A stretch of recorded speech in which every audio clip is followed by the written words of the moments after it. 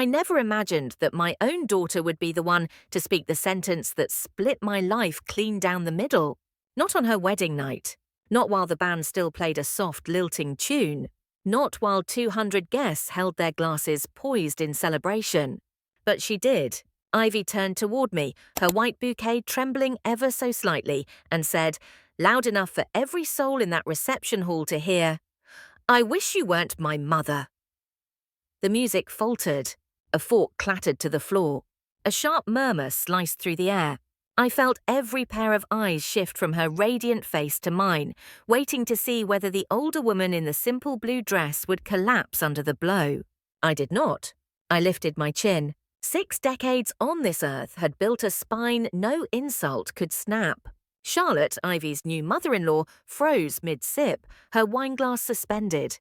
The groom stared, a nervous smile twitching and failing. "Ivy," I said, my voice steady enough to tame the room, "if that is truly what you want, then consider it done."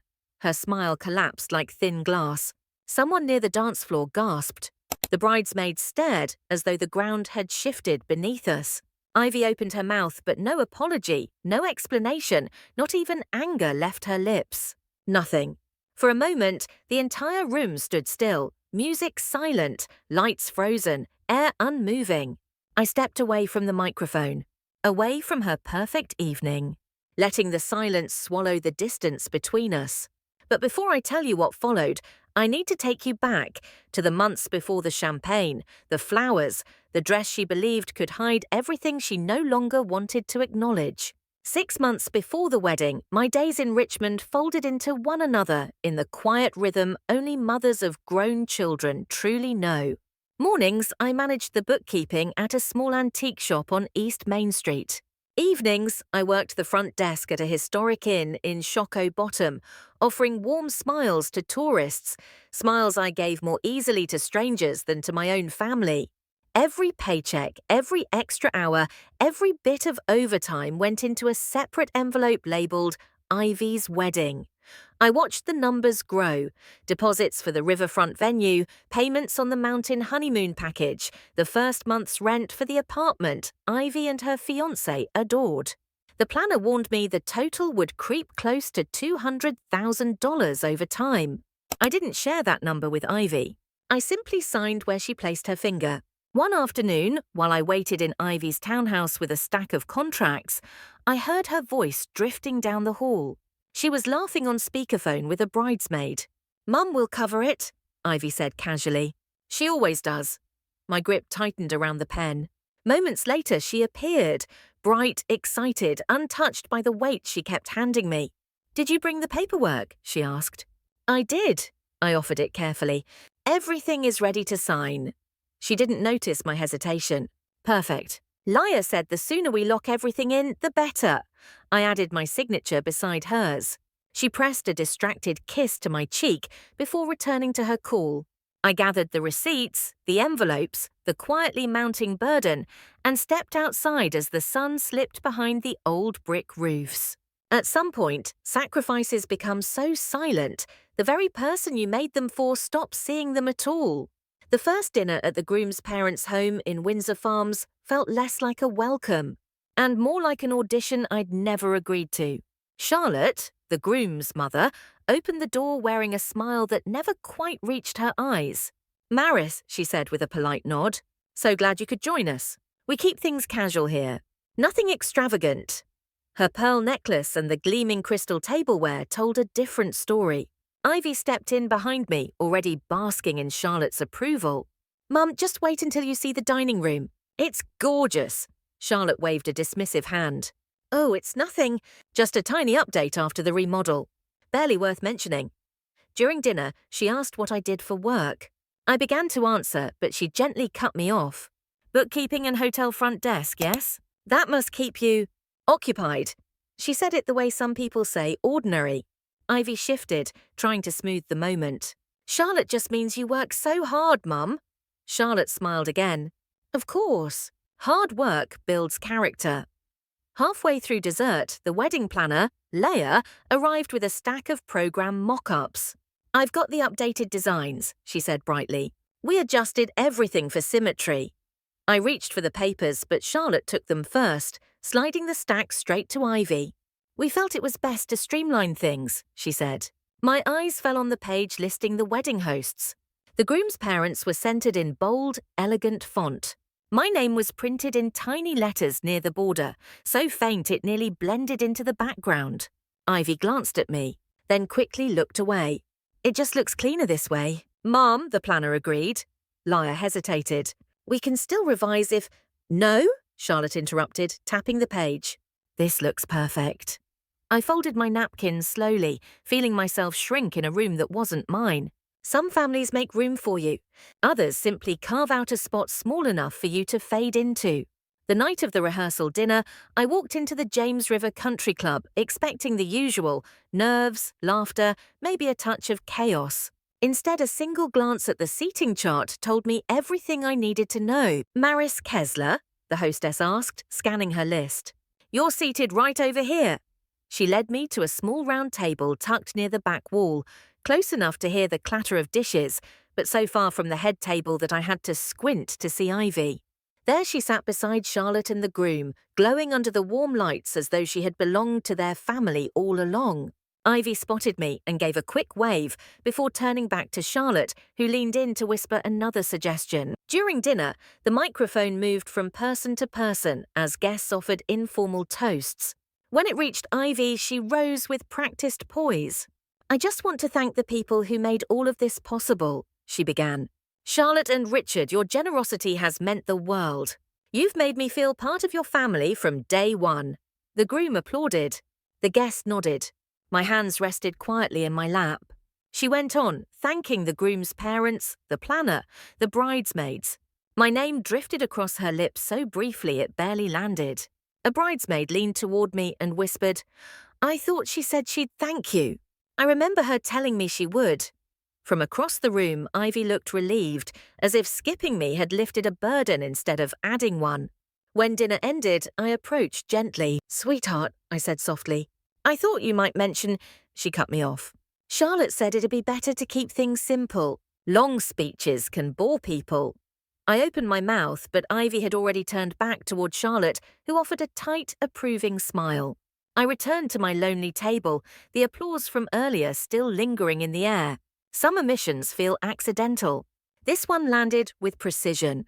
The morning of the wedding brought the kind of chaos only a bridal suite can produce. Curling irons sizzling, perfume thick in the air, bridesmaids darting between mirrors like colourful birds. I slipped in quietly, holding a small envelope with the note I'd written for Ivy the night before. The makeup artist glanced up. "You must be Ivy's mum," she said, lowering her voice. "She just wants everything calm today." She mentioned being nervous about unexpected moments. I set my purse down.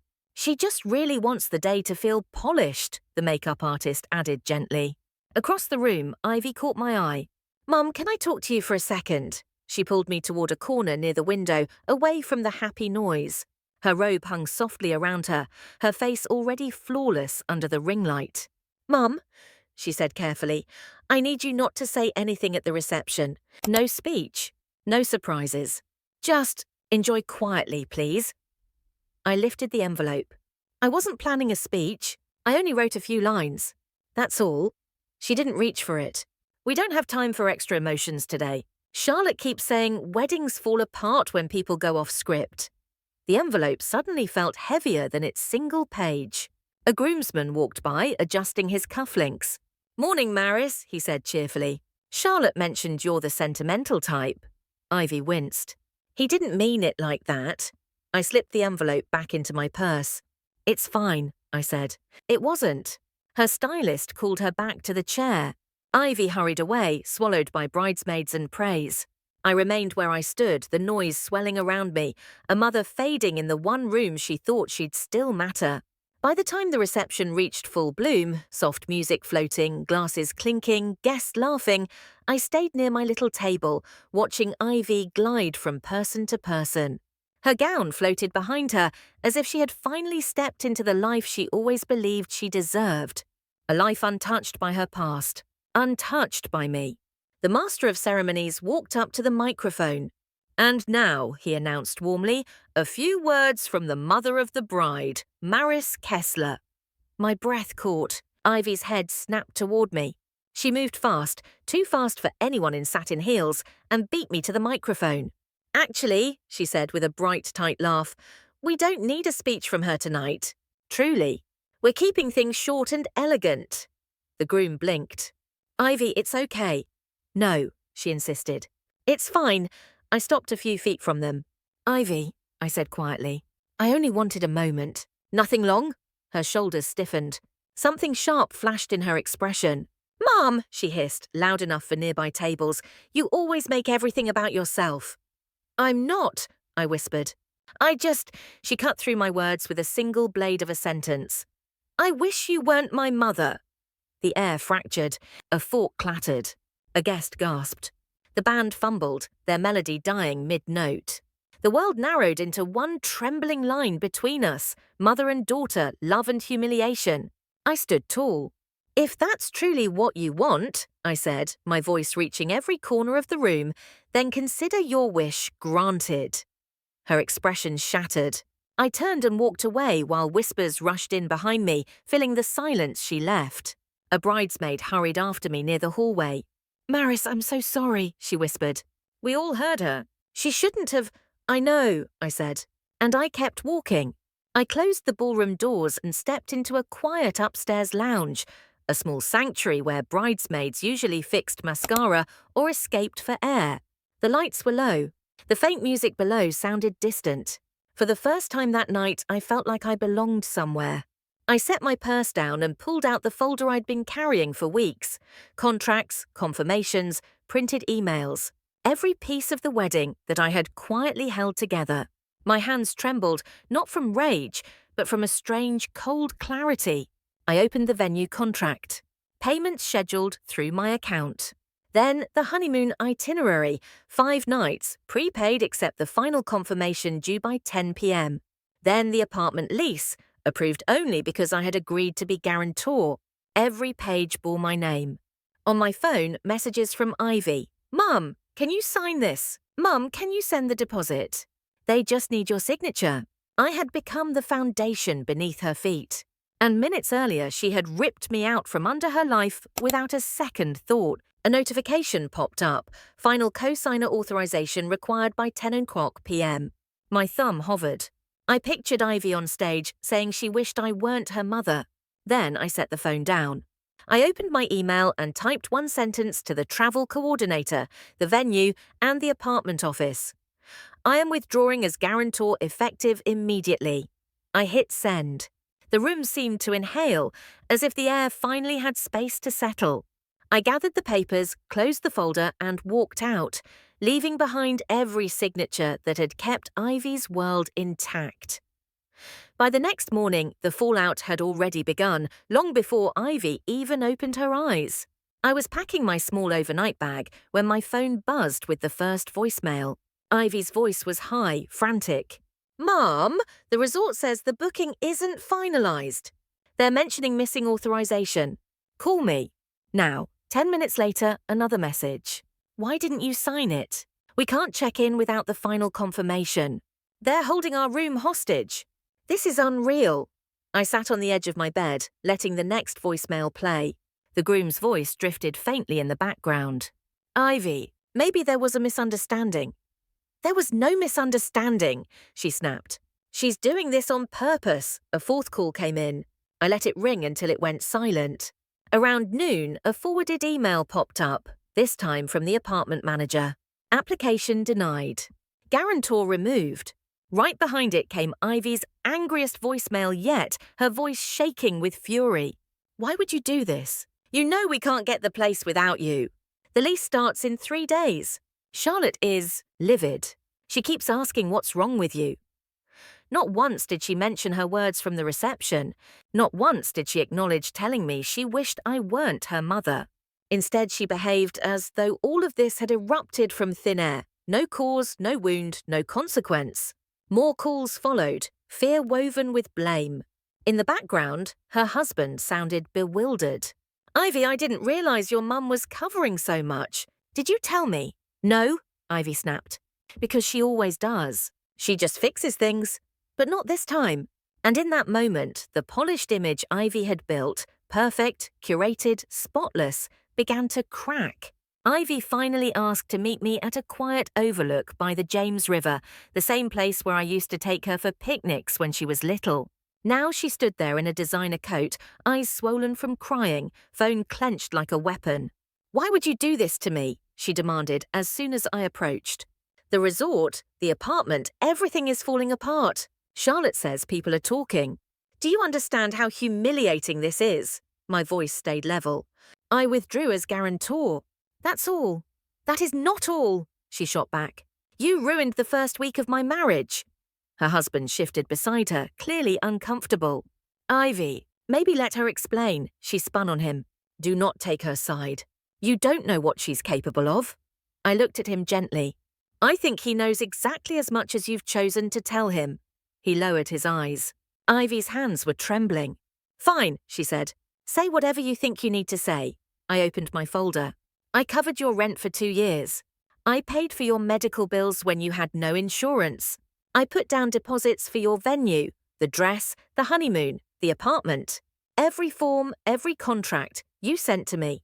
I did all of it quietly," her voice cracked. "I never asked you to."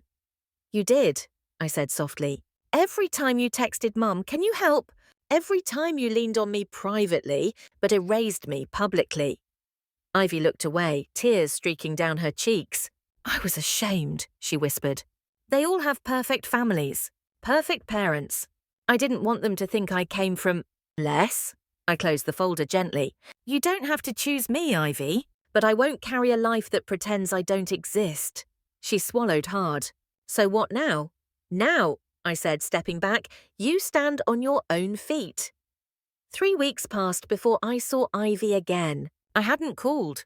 She hadn't apologized. Not for the wedding. Not for the overlook. Not for the messages where she blamed me for every crack in her new life. I hoped the silence between us might settle into something calmer. Instead, it simply revealed everything she'd never said out loud. I walked into her downtown Richmond office building holding a small cardboard box. It contained leftover wedding items, favors, ribbons, stray decorations that had been delivered to my house by mistake. I planned to drop it off quietly and leave without a word. But as I entered the lobby, raised voices drifted from a nearby conference area. "Do you understand what she did?" Ivy's voice rang out. "My own mother sabotaged everything. The honeymoon, the apartment, the payments, all of it. She's the reason things are a mess." Someone cleared their throat. "Ivy," a calm voice said, "your mother is standing right behind you." She spun around. Her co-workers stared. Her director from Human Resources stood beside her, arms folded. "Ms. Kessler," the director said to me, her tone surprisingly warm. "Your daughter informed us of your involvement in her relocation and personal documents. Before we proceed, I'd like clarification." She tapped Ivy's file on her tablet. "You're listed as emergency contact, relocation guarantor, and co-signer. Given your daughter's comments today, would you like to remain in those roles?" Ivy's face drained of colour. "No, Mum, please, just wait." I set the box on the table. "No waiting," I said quietly. "Remove my name from everything." The director nodded. A few taps on the screen. "Done," Ivy's manager stepped forward. "Ivy, depending on unreliable family documentation, violates company policy. Effective immediately, we'll need to adjust your position until everything is corrected." Adjusting was the polite corporate word for demotion. Ivy's voice cracked. "Mum, please, I didn't mean—" I pushed the box toward her. "These were delivered to me," I said. "Leftover pieces of a night you wanted without me." Tears gathered in her eyes. "I'm sorry," she whispered. "I'm really, truly sorry." "For your sake," I said gently. "I hope you are." I didn't reach out. I didn't embrace her. I didn't fold under her tears the way I used to. "I'm not here to rescue you anymore, Ivy. Build a life that doesn't depend on burning the hands that carried you." She reached for me, but I stepped back. "Take care of yourself." Then I turned and walked out of the office, lighter than I had felt in years. Not triumphant, not cruel, just free. If my story touched you, if you've ever had to reclaim your worth, feel free to like, comment, or subscribe. Your support helps me keep sharing the stories that deserve to be heard.